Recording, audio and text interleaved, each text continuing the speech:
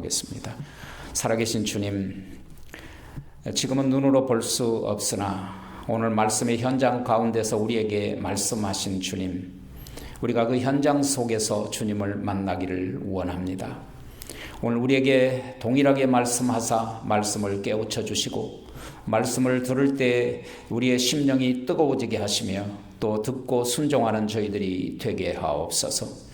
이 종에게는 성령과 능력으로 기름 부어 주사 온전히 복음의 말씀, 진리의 말씀, 살리는 말씀, 생명의 말씀을 잘 선포할 수 있도록 입술을 사용하시며 생각과 모든 마음을 성령께서 주장하셔서 알기 쉽게 비유로 잘 선포하도록 도우사 듣는 모든 주의 사랑하는 성도들의 심령 위에 뿌려져 100배의 결실을 얻는 능력과 복을 얻게 하옵소서. 예수 그리스도 이름으로 간절히 기도드리옵나이다. 아멘. 오늘 본문은 부활하신 후에 제자들에게 5번째로 나타나신 장면입니다. 오늘 실제적으로 14절에 보면 3번째로 제자들에게 나타나셨다고 하셨지만 이 3번째로 나타나신 것은 제자들 전부 있을 때, 다 모였을 때 3번째라는 뜻입니다. 첫 번째는 안식 후 첫날 여제자 막달라 마리아와 여자들이 예수님의 무덤에 가서 향품을 가지고서 발라드리기 위해서 갔던 날, 예수님께서 부활하신 몸을 막달라 마리아에게 보이시고 내가 부활했다는 사실을 제자들에게 가서 알리라, 전하라 하는 사명을 막달라 마리아에게 주셨죠. 두 번째로는 그날 저녁 때에 예수님의 죽음과 또 예수님의 장사 지냄을 보고 시리와 좌절에 빠져있던 엠마오로 가던 제자 2사람에게 호련히 나타나서 그들에게 복음을 전파해 주시고 믿음을 회복시켜 주시고 신앙의 자리 예루살렘으로 다시 되돌아가게 하셨습니다. 그리고 3번째로는 또 그날 동일한 날 부활한 날 저녁 때에 제자들이 마가의 다락방에 방문을 꽁꽁 걸어 잠그고 두려워 떨고 있을 때 예수님이 호련히 방 가운데 나타나서 Peace be with you, 평강이 너에게 있을지어다. 예수님의 십자가에 못 박힌 손 자국과 옆구리를 보여주시며 부활했음을 보여주셨습니다.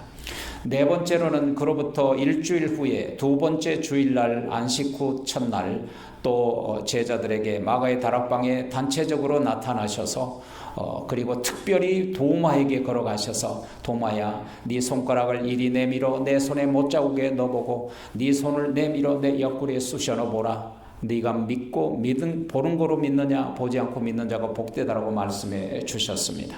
그리고 오늘 본문은 바로 5번째로 우리에게 제자들에게 나타나신 장면입니다. 이 5번째로 나타난 제자들은 있어야 할 자리를 버리고 떠난 사람들입니다. 있어야 할 자리를 버리고 떠났던 그들에게 예수님이 나타나신 것입니다. 특별히 그들이 예수님을 부활을 확인했음에도 불구하고 특별히 막달라 마리아가 부활을 했다는 소식을 전했고 또 엠마오로 가던 2 제자들도 가서 복음을 전했고 그리고 특별히 도마는 부활 후 8번째 날 손가락을 내밀어 내 손에 네 손을 내밀어 내 옆구리에 넣어보라고 하신 제자들에게 나타나셔서 부활의 모습을 보여주었음에도 불구하고 부활하신 예수님을 만났음에도 불구하고 그들은 믿음을 버리고 신앙을 버리고 디베랴 바다로 옛생활로 고기를 잡으러 갔었다라는 사실입니다. 여러분 어떻습니까? 우리가 예수님을 만나고 그리스도 예수를 구주로 고백하고 또 믿음으로 구원받았음에도 불구하고 날마다 하나님의 말씀을 들음에도 불구하고 하나님을 예수 그리스도를 구주로 믿음에도 불구하고 시시때때로 오늘 제자들처럼 옛생활로 옛날의 나쁜 습관으로 내가 살던 모습으로 되돌아가지는 않습니까? 바로 그 모습을 우리에게 보여주신 것입니다. 자, 이렇게 해서 베드로가 그저 그냥 며칠 사이에 며칠도 안 됐는데 그저 믿음이 떨어져서 나는 고기나 잡으러 갈 거야 라니까 제자들이 졸랑졸랑 나도 갈게 그러고 따라갔어요. 그 제자들이 몇 명입니까? 베드로를 포함해서 7명이에요. 7명이 다 옛생활로 되돌아가 버렸어요. 옛생활이 뭐죠? 고기잡이 어부들로 되돌아간 것입니다. 이것은 어떤 면에서 시리에 빠진 그들이고 믿음이 떨어진 그들이고 또 신앙에 떨어진 그들이지만 어떤 면에서 함께 모이게 하신 것에 대해서는 어떤 면에서 하나님의 뜻이 또 예수님의 의도가 계셨지 않느냐 생각이 됩니다. 예수님이 나타나서 그들에게 뭐라고 묻습니까? 너에게 고기가 있느냐? 그래, 나를 버리고 가서 그물질을 하고 내 없는 삶을 살아가고 복음 없는 신앙생활을 하고 예배드리지 않는 삶을 살면서 너희들의 생활이 기쁘냐? 잘 돼가고 있느냐? 라고 묻고 있는 것입니다. 두 번째, 이러한 시리에 좌절에 빠진 제자들에게 있어야 할 자리를 버리고 떠나간 사람들을 찾아가신 예수님을 볼 수 있습니다. 예수님을 목격하고도 옛 생활로 떠나가 버린 사람들, 이해할 수 없는 일입니다. 예수님 없는 삶을 살면서 그들은 무엇을 했습니까? 밤이 맞도록 그물질을 했습니다. 밤이 새도록 자기의 노력과 자기의 경험과 힘을 다하여 일했습니다. 그럼에도 불구하고 그들이 얻은 것이 무엇입니까? 너희에게 고기가 있느냐라고 물을 때 뭐라고 대답했습니까? 없나이다. Nothing. 그것이 예수님 없는 사람들의 삶의 결과입니다. 누군가 성공을 했다 할지라도, 누군가 돈을 많이 벌었다 할지라도, 누군가 높은 지위에 있다 할지라도 예수님 없는 것은 nothing, 아무것도 아닌 것입니다. 그것을 오늘 이 본문을 통해서 우리에게 전해주고 계십니다. 새벽이었습니다. 그들이 시리에 찼습니다. 노력했지만 얻은 것이 없습니다. 잡은 것도 없습니다. 결과도 없습니다. nothing입니다. 그런 가운데 예수님이 그들에게 나타나셨어요. 그들에게 나타나셔서 뭐라고 말씀하십니까? 그물을 너의 배 오른편에 던지라고 말씀하셨어요. 예수님 없는 신앙생활은 We can do nothing. 요한복음 15장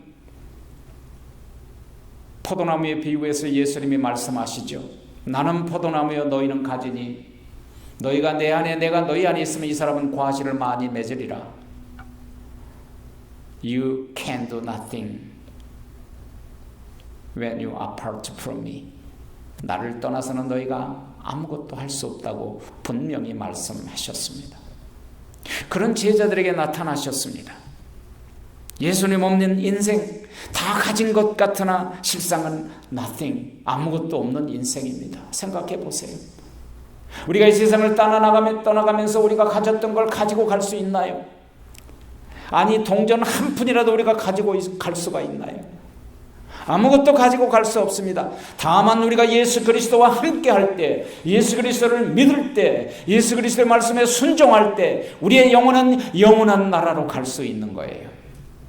그래서 예수님과 함께 하는 사람은 에브리띵이야. 모든 걸 다 가진 사람이에요. 왜 그러냐면요, 인간이라는 사실 자체가 불완전해요. 인간이라는 사실 자체가 지혜 있는 것 같으나 가장 미련한 존재예요. 인간이라는 자체가 한계가 있어요. 우리가 할 수 있는 일이 있고 할 수 없는 일이 있단 말입니다. 오늘 우리 교회에 주신 이 본문의 메시지는 무엇입니까? 본문의 메시지는 무엇을 하든지 예수님과 함께 해야 된다는 사실이에요. 우리가 예배를 드릴 때 예수님 없는 예배를 드린다면 그것은 허공에다가 이방신들에게 드리는 예배나 다름이 없습니다. 받은 자가 없습니다. 우리가 예수 그리스도 없이 봉사할 때 그 봉사는 헛된 수고일 뿐입니다. 우리가 예수 그리스도 없을 때 전도하는 것은 열매를 맺을 수가 없습니다. 오늘 여러분, 그물이라는 것은 교회를 의미하는 거예요. 상징적으로 물고기는 성도들을 말하는 것입니다. 고기를 잡는다는 것은 전도한다는 것입니다. 우리가 바로 그런 일을 위하여 이 교회를 만드시고 이 교회의 그물이 되어서 바다는 무엇입니까? 세상을 상징하는 거예요. 이 세상에서 고기를 잡듯이 한 사람 한 사람을 그물로 끌어올려서 전도의 사역을 통해서 예수 그리스도와 함께 할 때, 그때 바로 그 전도가 열매 맺을 수 있는 거예요. 예수님이 말씀하셨어요. 아버지께서 내게 보내시지 않으면 아무도 내게 올 수 없느니라 그러셨어요. 한 사람 한 사람이 교회에 온 것은 하나님 아버지께서 아시고 선택하시고 부르셔서 이곳에 오게 하신 거예요. 우리가 그런 믿음을 가지고 신앙생활을 해야 돼요. 그래요. 예수님이 함께 하실 때 시리와 좌절과 슬픔과 아픔 가운데 있을 때 주님은 반드시 찾아가십니다. 어려운 가운데 처할지라도 주님은 우리를 버리시지도 아니하고 우리를 떠나시지도 아니하신 주님이십니다. 그래서 예수님을 버리고 옛 생활로 되돌아갔던 제자들에게 나타나셔서 가장 먼저 하셨던 것이 무엇입니까? 예수님은 언제든지 찾아가셔서 질문을 하십니다. 너희에게 고기가 있느냐? 없나이다. nothing입니다. 사랑하시는 여러분, 아담과 이브가 죄를 짓고 두려워 떨고 나무 뒤에 숨었을 때 하나님이 그들을 찾다가 뭐라고 질문하셨습니까? 아담아, 네가 어디 있느냐? 네가 나를 버리고 어디 있느냐? 너희가 나의 명령을 어기고 범죄하여 네가 어디를 떠났느냐? 그 길이 살 길이더냐? 그런 질문이죠. 가인과 아벨, 이제 창세기 4장으로 나가면 가인과 아벨에 대한 얘기를 하시잖아요. 아벨의 제사는 받으시니까 가인이 질투가 나고 분노가 일어났어요. 하나님이 그에게 나타나서 이렇게 말씀하십니다. 가인아, 네가 무슨 자격으로 얼굴이 붉혀졌느냐? 네가 무슨 자격이 있어 내게 분노하느냐? 그 일을 하지 말아라. 네가 마음에 품고 있는 살인의 일을 그만두어라. 그런 뜻이죠. 사무엘하 12장에 보면 다윗이 왕이 돼서 왕궁 지붕 위에서 거닐다가 저녁 때 목욕을 하고 있는 한 여인을 바라보고 욕심이 생겨서 신하를 보내서 데려오라고 합니다. 참 뻔뻔하죠. 다윗이 참 믿음이 떨어졌어요. 제자들처럼 신앙이 무너져 버렸어요. 그리고 그날 밤 그 여인을 취하여 자고 임신을 했습니다. 그 임신의 사실을 숨기기 위해서 그 남편 우리아가 뭐하고 있었나요? 우리아는 전쟁에서 목숨을 걸고 충성스럽게 일을 하고 있었습니다. 싸움을 싸우고 있었어요. 그런데 그 사람을 불러들입니다. 자기의 임신 사실을 숨기기 위해서 그 남편 우리아를 그 아내 밧세바에게 보내서 하룻밤을 자게 합니다. 그런데요, 얼마나 충성스러운 우리아였는지 뭐라고 대답합니까? 왕이시여, 지금도 우리의 모든 군사들이 현장에서 피 흘려 목숨을 걸고 싸우고 오늘도 죽어가고 있는데 내 어찌 홀로 내 아내와 하룻밤을 즐길 수 있으리요? 못하겠습니다. 얼마나 충성스러운 종입니까? 그날 밤 다시 우리아를 불러서 떡이 되도록 술을 마시고 그리고 우리아를 전쟁터로 다시 보내면서 우리아에게 메시지 하나를 편지를 써서 보냅니다. 이 편지를 너의 군대 장관 요압 장군에게 드려라. 그런데 요압 장군이 편지를 바라보고 읽어봤더니 이게 웬일입니까? 이 우리아를 전쟁의 최일선에 보내서 죽게 하라 명령한 겁니다. 하나님이 이 사실을 알고 진노하셨습니다. 그리고 나단 선지자를 통하여 이렇게 전하라고 말씀하십니다. 내가 너를 유리 방황할 때 하나님의 이스라엘 백성의 지도자로 너희가 기름을 부어 세웠건만 네가 어찌하여 내 말을 불순종하고 내 뜻대로 죄를 행하고 악을 행하였느뇨? 라고 질문합니다. 다윗이 그 말을 듣고 무릎을 꿇고 자기의 죄악을 회개하고 울면서 7일 동안 금식했지만 거기서 낳던 아이를 취해갔습니다. 이렇게 예수님은 어떤 상황이 있을 때 찾아가셔서 반드시 질문하십니다. 막달라 마리아와 여자들이 예수님의 향품을 드리기 위하여 무덤가에 갔을 때 무덤에 갔더니 문이 열려지고 그 무덤에 예수님의 시신이 없어져서 눈물을 흘리고 울고 있었습니다. 그때 부활하신 예수님이 그에게 나타나서 뭐라고 말합니까? 여자여 어찌하여 우느냐? 어찌하여 죽은 자 가운데 산 자를 찾지 아니하고 산 자를 알지 못하고 죽은 자를 찾느냐라고 물어봅니다. 질문하십니다. 마찬가지 도마가 예수님을 의심하고 믿지 않자 도마에게 나타나서 여덟의 날 뭐라고 말합니까? 너는 나를 본고로 믿느냐? 심장을 찌르는 질문이었습니다. 오늘 본문에도 마찬가지입니다. 오늘 본문도 여러분 본문에서처럼 당신들에게 우리에게 예수님은 항상 질문하십니다. 우리를 찾아오실 때, 우리가 슬픔 가운데 있을 때도 우리를 찾아오시고, 우리가 현장에서 시리와 좌절에 빠져 있을 때도 예수님은 우리를 찾아오시고, 우리가 아픔 가운데 있을 때도 예수님은 찾아오셔서 질문하십니다. 네가 어찌하여 울고 있느냐고, 네가 어찌하여 좌절하고 있느냐고. 오늘 제자들에게 찾아와서 나를 버리고 너희들끼리 뭘 고기가 있더냐, 열매가 있더냐, 수확이 있더냐, 소득이 있더냐라고 묻는 것처럼 우리의 삶에도 예수님은 항상 찾아오셔서 말씀하시고 질문하십니다. 만일에 예배에 나오지 않는 성도들에게 오늘 또 분명히 성도들에게 질문하실 것입니다. 너는 지금 뭘 하고 있느냐? 만일 잘못된 일을 하고 있는 성도들에게 그래 네가 어찌하여 이 일을 하느냐고. 물건을 살 필요가 없는데 그것이 싸다고 내 욕심이 나서 물건을 샀으면 산 후에 분명히 하나님의 성령은 여러분들에게 질문할 것입니다. 이 물건이 너에게 정말 필요하더냐? 왜냐하면 모든 것을 하나님이 주신 것인데 내 마음대로 사용했다면 그건 반드시 우리가 올바로 사용하지 않았기 때문이죠. 참지 못하고 누군가에게 내가 한마디 말로 그 사람에게 상처를 줬다면 분명히 성령은 당신의 마음 가운데 그래 네 마음이 평안하느냐고 물으실 것입니다.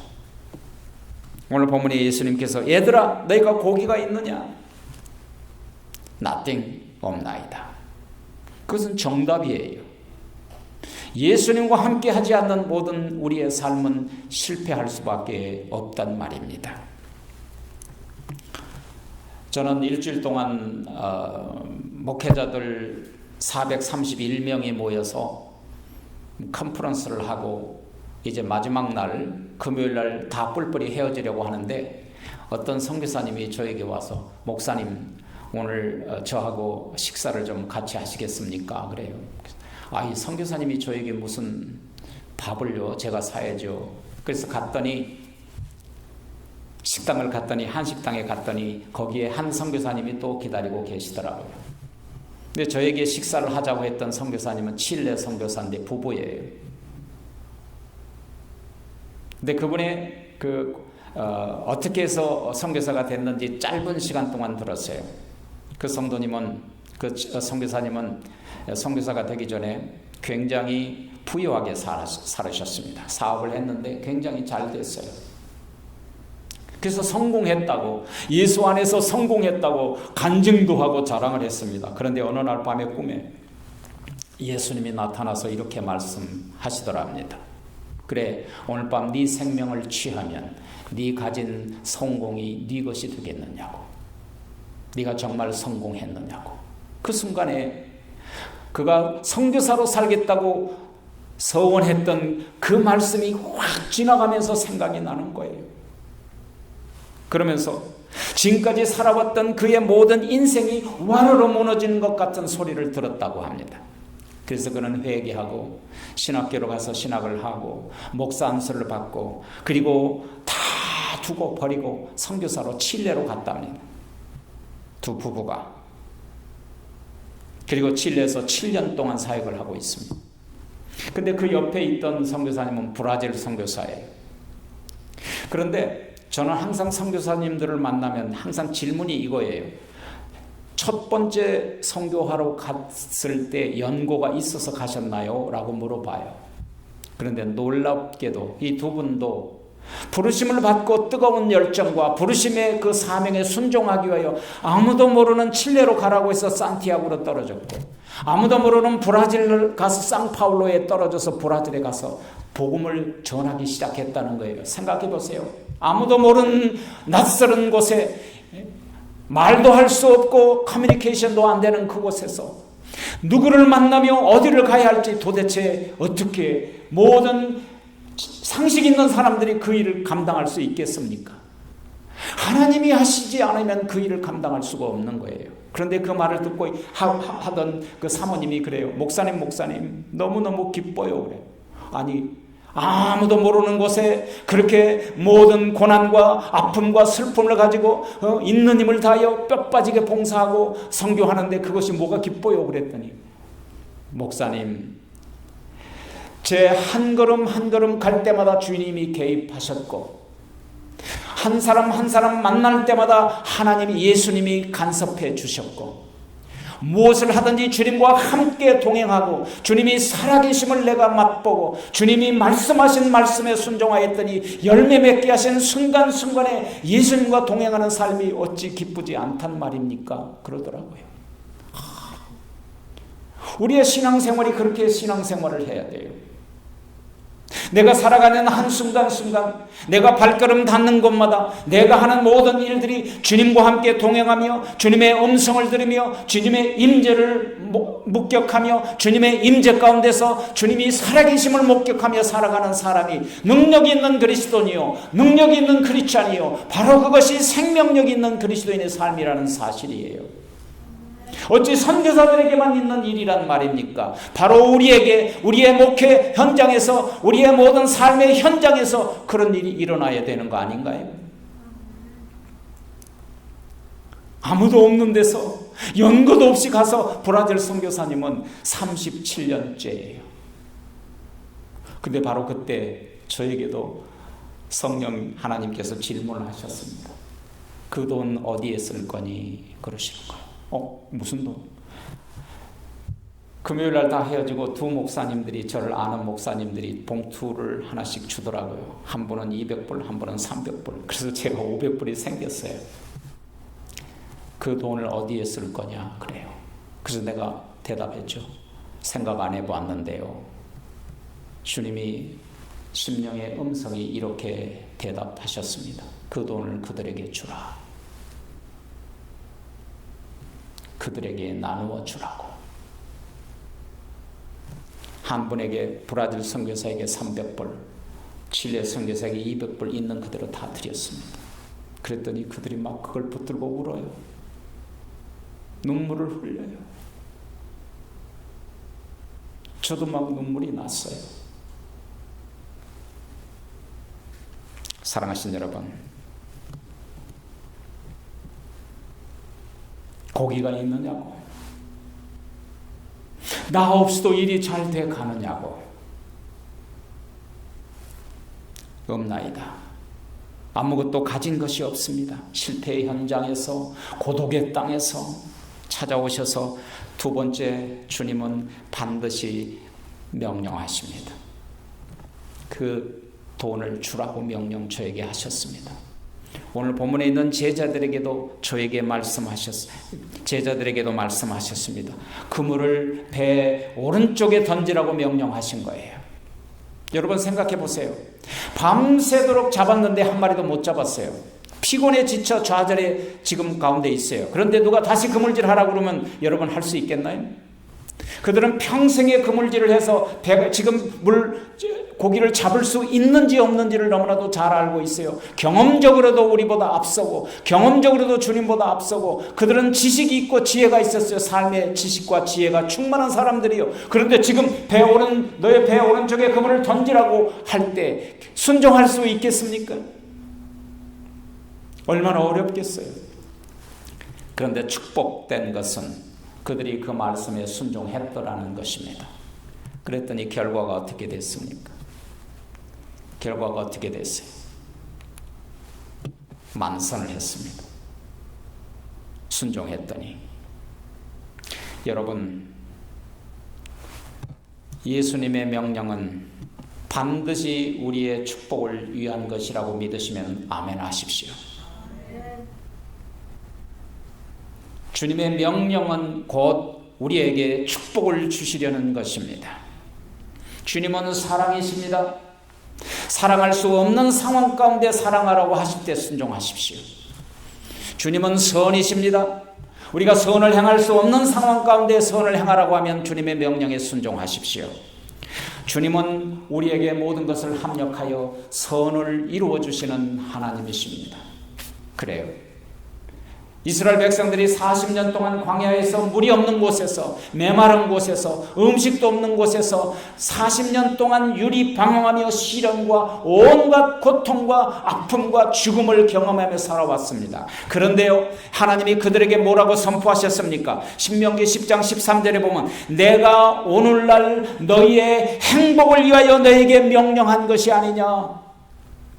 하나님이 우리에게 명령하신 모든 명령은 우리의 행복을 위하여 주신 것이라는 사실입니다.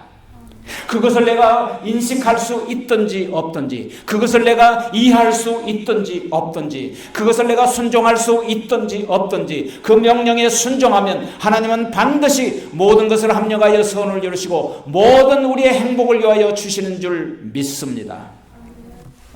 그래요. 제자들이 예수님을 만나고 부활하신 예수님을 만나고 눈으로 보고 확인했음에도 불구하고 그들은 그 제 마음대로 살려고 예수님을 떠나버리고 믿음을 버리고 신앙을 버리고 옛생활로 되돌아가 버렸습니다. 그러나 그의 결과는 nothing이었습니다. 아무것도 아니었습니다. 손에 잡은 것은 아무것도 없는 것이었습니다. 그러면 남지 않았습니다. 그 시리와 현장 가운데서, 좌절의 현장 가운데 예수님이 찾아가셨다는 사실이에요. 예수님은 우리가 잘못된 길을 선택할지라도 우리를 결코 버리지도 아니하시고 우리를 떠나지 아니하십니다. 우리가 외로울 때도 슬플 때도 하는 일이 잘 되지 않을 때도 주님은 우리를 기억하십니다. 이 땅에 인간으로 사시면서 우리의 연약함을 체험하지 아니하신 분이 아니시오. 한결같이 우리와 한결같이 시험을 받으신 자로 돼 주인은 없으시는 하나님, 우리의 눈물을 아시고 우리의 고독을 아시고 우리의 잘못된 현실의 선택을 아십니다. 그럼에도 불구하고 우리를 찾아오셔서 하나님은 반드시 명령하십니다. 그 명령에 순종하셔야 합니다. 우리의 행복을 위하여 우리에게 명령하시기 때문입니다. 여러분, 그물을 오른편에 던지라는 그 말은 무엇입니까? 오른쪽은 의로운 길을 말합니다.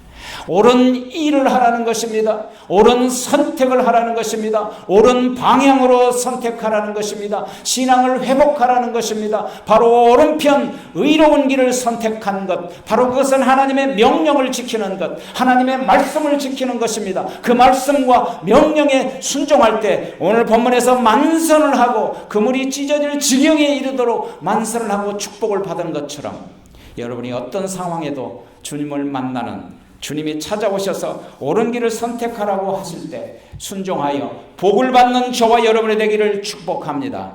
아멘. 우리 함께 여러분 기도하지 않겠습니까? 아버지 하나님이시여, 사랑의 하나님, 수많은 은혜 넘치는 사랑을 온몸으로 입고 구원받은 백성들로 살았으나 우리는 급히 무너지고 쓰러지고 주님을 떠나기도 했던 저희들이었음을 고백합니다. 오늘 본문의 제자들처럼 옛 모습으로 옛 생활로 주님 없는 삶을 살면서 처절한 실패와 현장에서 아무것도 잡지 못하고 시리와 좌절로 빈손으로 현장에 두려워했을 때도 주님은 우리를 기억하시고 찾아와 주셨습니다.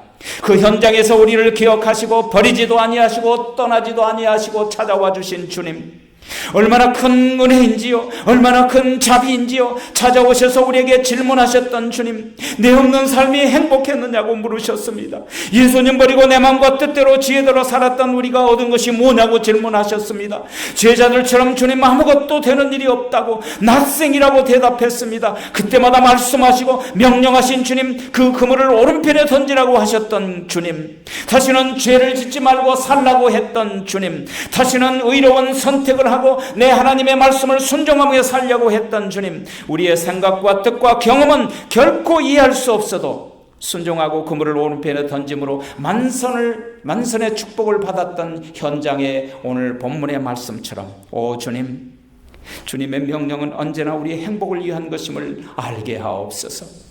모든 것을 합력하여 선을 이루어진다는 사실을 알게 하소서. 그래서 우리의 삶의 순간순간 발걸음 한마디 한마디마다 선택의 길, 옳은 길을, 의로운 길을 선택하는 저희들이 되게 하옵소서. 예수님 이름으로 간절히 기도드리옵나이다.